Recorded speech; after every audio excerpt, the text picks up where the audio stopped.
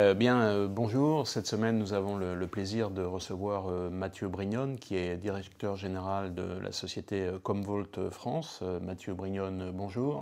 Guy, merci. Bonjour. Alors, vous savez, c'est la tradition dans cette interview, l'invité de la semaine, de parler d'une actualité qui n'est pas liée nécessairement à votre propre activité à vous, mais qui a trait à l'IT en général, qui peut être assez éloigné, mais quand même un certain rapport. Est-ce qu'il y a un événement, une actualité qui a retenu votre attention ces derniers temps? Écoutez, connaissant un petit peu le principe de vos interviews, j'ai cherché, j'ai trouvé, je pense, quelque chose que vous avez dit, n'est pas nécessairement lié à notre activité. Et ben, celle-là, en fait, liée indirectement, c'est tout simplement les Paradise Papers. Vous n'êtes pas cité dedans, j'espère. Écoutez, j'aurais bien aimé. À ce point-là? Je pense, quelque part. Mais justement, votre question est doublement intéressante. Pourquoi? Parce que les Paradise Papers, bon, tout le monde sait ce que c'est. Oui. C'est donc toutes ces personnes ou sociétés qui ont utilisé en fait les vices de procédure au niveau légal d'optimisation fiscale, donc rien d'illégal. Mais pourquoi ça m'a marqué à titre personnel, même si je ne suis pas cité dedans, et à titre professionnel, c'est parce que c'est un exemple de l'importance de la donnée. Et là, c'est la liaison avec la société pour laquelle je travaille, donc Comvault. La donnée, pourquoi? Parce qu'il y a 13 millions, j'ai lu hier, 13 millions de documents qui ont été... qui ont fui, entre guillemets, plus ceux qui ont été ensuite investigués par l'équipe de journalistes. Et je dois reconnaître que ça m'a arraché un petit sourire en me disant, je pense que s'ils avaient surveillé mieux leurs données, cette société Appleby ou Appleby, je pense qu'on n'en serait pas là aujourd'hui. Donc ce qui est intéressant dans l'idée, pourquoi ça m'a intéressé, d'un point de vue même personnel, bien évidemment, parce que, bon, comme tout le monde, mais professionnel, c'est de se dire que s'il y avait encore des gens qui doutaient de l'importance d'une donnée, quelle qu'elle soit, ça sera encore un exemple parmi tant d'autres que la donnée est vraiment au cœur de tout. Aujourd'hui, même des gens qui ont fait, qui sont à la limite du légal, il y a apparemment dans l'histoire, c'est plutôt un problème de déontologie et d'éthique plutôt qu'un problème légal a priori. On trouve encore aujourd'hui quand même des célébrités, on trouve des grosses sociétés qui en sont un petit peu gênées par cette fuite d'informations et qui, je pense, auraient bien aimé que ces informations ne sortent pas. Donc là, vous avez peut-être un prospect à venir, finalement, avec Apple. Plusieurs, en tout cas, qui ont les moyens en plus. C'est amusant ce que vous dites, parce que, enfin amusant si je puis dire, c'est qu'il y a un de vos confrères qui a profité de cet événement-là pour dire que les journalistes avaient utilisé leurs produits pour décortiquer ces millions de documents. C'est une base de données graph donc, qui permet de relier les données, justement. Donc on fait un peu la même idée. Donc effectivement, je crois qu'on aura l'occasion d'en parler. Il se trouve qu'il y a eu une actualité très riche récemment pour vous, puisque vous avez organisé votre summit, je ne sais pas si c'est comme ça que vous l'appelez, Go 2017 à Washington, avec un certain nombre d'annonces. Et avant de les regarder un peu plus en détail, je dirais, quelle est l'analyse générale de cette conférence que vous avez organisée à Washington? Alors, il s'agit en effet de Comvault Go. C'est une conférence ou un summit qui est à destination principalement de nos clients et de nos prospects. Il s'agit de la seconde édition, enfin la deuxième, puisqu'il y en aura une troisième, de la deuxième édition. L'année dernière, pour répondre plus précisément, nous avions eu 600 sociétés représentées. Cette année, on sera sans doute un petit peu plus de 2000 une fois les derniers décomptes faits. Donc vous serez 6000 l'année prochaine. Alors là, il ne faut pas répéter parce que mes objectifs ont augmenté pour amener des clients français. Non, sans doute pas, mais sans doute 3000 vraisemblablement. Donc aujourd'hui, c'est une... Alors, ça ne veut pas dire qu'on a que 2000 clients, hein, il faut être logique. Aujourd'hui, si on prend par exemple la représentation européenne ou hors des États-Unis, elle est relativement faible pour des raisons qu'on connaît bien. Déplacement, temps, etc., etc. Bon. Mais donc c'est important, de 600 à 2000 quand même en une année. Une majorité de sociétés, on va dire, d'assez grosses sociétés quand même, pour encore des raisons évidentes, mais même sur le marché américain, on va dire que par notre cœur de cible d'origine et le fait que les gens doivent se déplacer et investir, on a plutôt des grandes sociétés, des grandes structures. Alors maintenant, si on regarde un peu les annonces, les annonces qui ont été faites, on va les classer en deux grandes catégories. La première, c'est des partenariats, et la deuxième, c'est des annonces de produits. De partenariat, vous avez signé donc un partenariat d'un côté avec Google. Il y a beaucoup de monde qui signe avec Google. Salesforce a signé en même temps, à peu près, puisqu'ils avaient leur Dreamforce à San Francisco. Et puis également avec Cisco. Est-ce que vous pouvez nous expliquer un peu l'intérêt de ces deux partenariats? Les partenariats, moi ça fait 25 ans que je travaille pour les sociétés d'édition américaines, et à chaque fois qu'il y a une annonce, avec les années en plus on devient un petit peu plus cynique, on se dit bon, un partenariat de plus. Bon. Commvault a quand même une particularité. Il y a des partenariats, il y en a quelques-uns forts, vous venez d'en annoncer deux, enfin nous venons d'en annoncer deux supplémentaires, mais en fait historiquement la société a toujours été fondée sur des partenariats forts. Il ne faut pas oublier que jusqu'à à peu près il y a 6-7 ans, la majorité du business de Commvault passait par Dell. Hein, donc la société à l'origine, commercialement, c'est assez intéressant de le savoir. Parfois on nous dit mais la société fait 600-700 millions, vous avez une très forte croissance, d'un seul coup ça a été un petit peu plat et ça recommence, mais ça aurait pu être 3 fois plus. En fait, ce qu'il faut savoir, c'est qu'historiquement la société a été fondée sur des partenariats, dont un avec Dell, en France on a eu avec Bull en particulier, et qu'il n'y avait pas à l'époque de réseau de partenaires. Il n'y avait pas de... Les 3/4 des ventes se faisaient par ces partenariats. Donc culturellement, c'était une société qui a construit son business sur des partenariats. Donc ça voulait dire que ça entravait un peu votre développement d'une certaine... Oui et non. En fait, tout simplement, ce qui s'est passé, il y a une croissance assez fulgurante avec ces partenaires. Et ce qui s'est passé, c'est que ces partenaires ont voulu racheter Commvault. Commvault a refusé d'être racheté. Et donc, eh bien, ces sociétés, Dell pour ne pas les nommer, mais bon, c'est public, hein, donc je ne trahis aucun secret d'État, a racheté en fait des sociétés concurrentes. Ce qui veut dire que Commvault, il y a à peu près 6 ans, 7 ans, et ça s'est passé avec d'autres sociétés, a dû se réinventer complètement. Donc, pris un nouveau départ. Absolument. Donc, pour revenir... Il faut rappeler que vous avez été créé en 88, je crois. C'est ça. Et donc, ce shift important date d'il y a à peu près, 6-7 ans, où il a fallu recréer une société, trouver un modèle de distribution, un go-to-market différent, etc. Mais bon, tout ça pour dire, on a une longue introduction pour dire que le partenariat, c'est vraiment au cœur de la société. Je vous en prie. Google, alors. Oui, j'y viens. Alors déjà, nous avons, ce Google, bien sûr, ça évoque le cloud. Ce qui est important aujourd'hui, c'est qu'on a déjà des partenariats forts avec des sociétés comme Microsoft et autour d'Azure, et avec Amazon et AWS. Donc là, vous couvrez avec les trois, là. Absolument. Donc Google, c'était le dernier grand. Le dernier grand, ça a été annoncé, et concrètement, ça veut dire quoi? Parce que c'est très similaire, Google me pardonnera, mais dans notre approche à nous, c'est très similaire aux deux autres services, c'est-à-dire qu'on supporte la totalité de leurs services de manière native. Concrètement, ça peut vouloir dire quoi? Et on a un de nos clients que je ne pourrais pas citer aujourd'hui, on va dire dans l'industrie pétrolière française, mais qui aujourd'hui est intéressé pour faire du stockage de données vers un cloud, en l'occurrence Amazon Web Services, c'est-à-dire qu'il a des données en local, il souhaite les mettre dans AWS, mais en même temps, il souhaite faire une sauvegarde de ces mêmes données d'AWS vers Azure. Donc, c'est-à-dire qu'aujourd'hui, traditionnellement, on avait les clients faisaient des sauvegardes vers un cloud. Maintenant, on a même des clients qui font des sauvegardes de cloud à cloud. Et aujourd'hui, Google est un acteur incontournable. Donc, on va offrir aujourd'hui avec Google ce qu'on avait offert déjà depuis quelques mois autour d'Azure et puis d'Amazon. Donc là, si on prend le cas que vous avez cité, en gros, la sauvegarde se fait du data center du client, donc de cette entreprise pétrolière, vers AWS, qui fait une deuxième sauvegarde directement sur Microsoft Azure. C'est comme au lieu de faire deux fois. Absolument. En fait, on le voit. Alors, c'est un cas qui n'est pas encore très très répandu. Hein. Là, on est un petit peu dans les pionniers de ce genre de choses, mais la sauvegarde se fait de cloud à cloud. Donc c'est une sorte de sauvegarde à rebond. Absolument. Oui, non, mais alors, je ne sais pas non plus s'il y a un terme particulier, mais c'est exactement ça. Donc ça, c'est pour Google, on comprend l'idée. Et alors maintenant avec Cisco, qui est un autre acteur aussi. Oui, alors absolument. Donc en fait, Cisco a une politique de vente et de produits autour de l'hyperconvergence. Ils ont particulièrement une gamme de produits qui s'appelle UCS. On a été les pionniers dans ce absolument, absolument, qui marche extrêmement bien. À l'époque, d'ailleurs, on parlait de convergence, on ne parlait pas encore de hyperconvergence. Alors, absolument. Là, on va commencer à parler d'hyperconvergence. Donc, en fait, l'accord avec Cisco, il est relativement simple.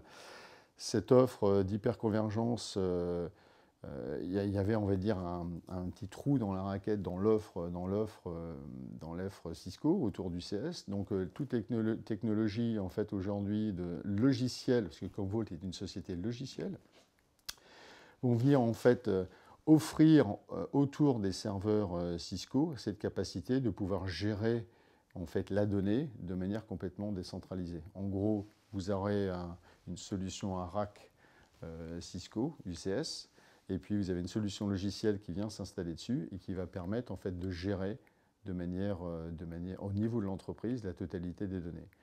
Le tout ramené en fait au stockage sur les serveurs Cisco. Alors, est-ce que ça, c'est l'équivalent, enfin c'est la même chose que l'annonce Hyperscale que vous avez faite ou c'est encore quelque chose d'autre? Alors, c'est Hyperscale chez Cisco. C'est ça. Donc, en gros, c'est une solution qui s'achète sous forme d'appliance, donc avec Cisco, mais qui peut également s'acheter sous forme logicielle à installer sur d'autres systèmes hyperconvergents. Bien, je vois que vous avez bien regardé nos annonces. En fait, on a deux annonces qui ont été faites à Go, un petit peu avant. On va dire qu'on a une offre à trois niveaux. La première, ce sont les offres dites conventionnelles, type convergente, où on va avoir un serveur avec un certain nombre d'intelligences autour. On va dire que ça, c'est aujourd'hui ce qui se destine principalement aux petites sociétés. Dès qu'on va monter un petit peu, on va dire, parce qu'il faut donner toujours des chiffres, une sorte de positionnement, à partir du moment où vous avez entre 30, c'est pas du blanc ou noir, mais 30 et 150 Tera à peu près de données à sauvegarder au sein d'une entreprise, ce qu'on va vous proposer, c'est une appliance. Donc, une appliance avec Hyperscale intégré dessus. Ça veut dire quoi? C'est-à-dire que Commvault est à même de vous proposer une appliance avec tous les outils dessus. Et pour une des premières fois, une solution matérielle également. Parce que je vous l'ai dit, nous ne sommes jusqu'à maintenant qu'une société logicielle. Mais là, dans le but de simplifier en fait cette fonction, on a différentes appliances qui vont vous permettre aux clients de pouvoir les plugger et par la technologie Hyperscale, de pouvoir grossir de manière très simple, puisque lorsque vous êtes en limite de capacité de stockage ou de sauvegarde, vous rajoutez une deuxième appliance et automatiquement les deux se communiquent. Voilà. C'est le principe. Absolument. Et quand vous allez arriver au-delà, on va dire au jour d'aujourd'hui, de 130, 140 Tera de données, eh bien, ce qu'on propose, en fait, c'est de passer sur une solution logicielle avec des recommandations de certains matériels qui peuvent être du matériel Hitachi, qui peuvent être de l'IBM, qui peuvent être du Lenovo, qui peuvent être du Cisco, etc. Donc ça, c'est notre offre à nous. Ce qui nous permet en fait d'ouvrir les solutions en fait Hyperscale à toutes les entreprises. Dans le cas de Cisco, tout simplement, eh bien, je vous ai parlé de nos appliances chez Commvault. Eh bien, on va dire que l'appliance, dans ce cas-là, c'est l'UCS de Cisco, sur lequel l'intelligence Hyperscale se trouve. D'accord. L'intérêt, et ça c'est un point, j'ai travaillé moi-même chez Cisco il y a quelques années, et ce partenariat il est fort en fait parce qu'il y a quelque chose que les gens ne savent pas forcément. Nous sommes sur la price list Cisco, c'est-à-dire, ça veut dire quoi? Ça veut dire qu'un commercial aujourd'hui Cisco qui trouve un client, un prospect, eh bien il peut vendre cette solution directement parce qu'on est dans le catalogue Cisco. Là, lorsqu'on ne sait pas ça, en fait, c'est une importance vitale. C'est-à-dire que toutes les sociétés, pour que ça marche, pour que les vendeurs Cisco puissent vendre, il faut qu'ils soient convaincus, évidemment, de la solution. Ça, c'est notre métier. Et puis qu'ils puissent facilement faire. Voilà. Et donc, ça, c'est très important. D'accord. Et alors, avec cette solution Hyperscale, là, vos concurrents, donc vous entrez sur un nouveau segment de marché. Absolument. Comment vous vous positionnez par rapport à eux? Parce qu'en fait, eux, ils sont beaucoup plus récents que vous. Donc, ils sont venus directement sur ce marché-là. Ils n'ont pas l'antériorité. Est-ce que vous pensez que c'est un avantage ou On n'a pas pour coutume, et moi en particulier, de parler forcément de la concurrence. Oui. Je pense qu'aujourd'hui, on a été accusé dans le passé d'être je ne vais quand même pas pouvoir m'empêcher d'en parler un petit peu. Dans le passé, d'être un peu cher et un peu complexe. Oui. Donc, ce que je peux dire, c'est que ça a été vrai. Enfin, je veux dire, je suis chez Commvault depuis 1 an et demi, mais j'avais fait ma due diligence comme tout le monde avant d'entrer. Et c'est vrai que c'était le cas. Aujourd'hui, les solutions sont extrêmement compétitives en termes de prix. en termes de facilité, on y reviendra peut-être tout à l'heure. Ce que je peux dire, c'est qu'un client qui est intéressé par ce type de technologie aujourd'hui ferait bien, non pas, c'est juste un conseil amical, de comparer les offres uniquement sur la première année, mais sur 5 années. C'est ce que je pourrais répondre sur nos concurrents. C'est le TCO du Gartner. Alors justement, on parlait du Gartner, on rebondit un peu sur ce que vous disiez. Si on regarde, fait une analyse rapide de vos résultats sur ces dernières années, il y a un point qui est assez important. Alors la première remarque, c'est que sur les derniers résultats trimestriels, apparemment, vous n'avez pas répondu aux attentes des analystes. On sait que les analystes financiers, ils sont très demandeurs, donc ce qui fait que ça a une petite incidence sur l'entreprise. Mais le point le plus important, c'est une évolution assez significative vers les services qui prennent un poids beaucoup plus important en quelques années. On a pris 5 points pour les services et donc moins 5 points pour la vente de licences. Et parallèlement à ça, le Gartner, donc ces fameux rapports du cadran magique, dit que vos services, c'est un peu ce que vous disiez, ont la réputation d'être un petit peu difficiles à mettre en œuvre et qu'il y a nécessité de faire appel à des professional services. Est-ce que ceci explique cela ou est-ce qu'il n'y a pas de rapport entre les deux? C'est intéressant parce que j'ai eu les mêmes interrogations avant de rentrer chez Commvault. Et en fait, le problème, c'est la terminologie ici. Donc, je vais répondre à vos questions, mais il y a un point déjà important, c'est que ce que les rapports citent comme étant des services ne sont pas du professional services. Donc, lorsque vous regardez le chiffre d'affaires et que vous regardez les résultats, et on voit 45-50% de licences, 50% de services, ou 55-45, les 45, je sais que ça paraît fou parce que je me suis fait avoir aussi, ce ne sont pas des services dans le terme de professional services. C'est ce qui n'est pas, en gros, c'est tout ce qui est autre que la licence pour un nouveau client. C'est-à-dire que je m'explique, quand vous avez de la maintenance sur des clients existants, ce n'est pas compté dans la partie software, dans licence, c'est compté dans la partie service. Oui. Donc ça, c'est important.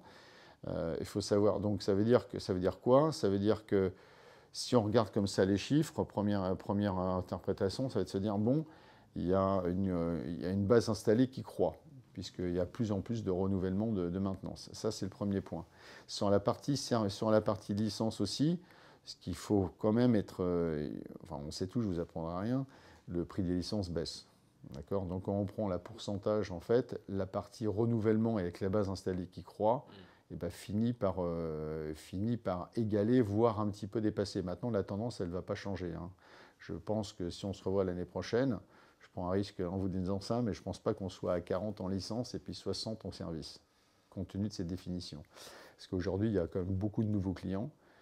Mais sur la partie service, une fois de plus, le plus important, c'est que ça inclut les professional services, dont on va parler, je vais en parler dans quelques instants, ça inclut la formation, mais ça inclut également les renouvellements. Donc, il faut faire attention à ça. On n'a pas vocation de devenir une société de service. Je vais vous prendre un exemple concret.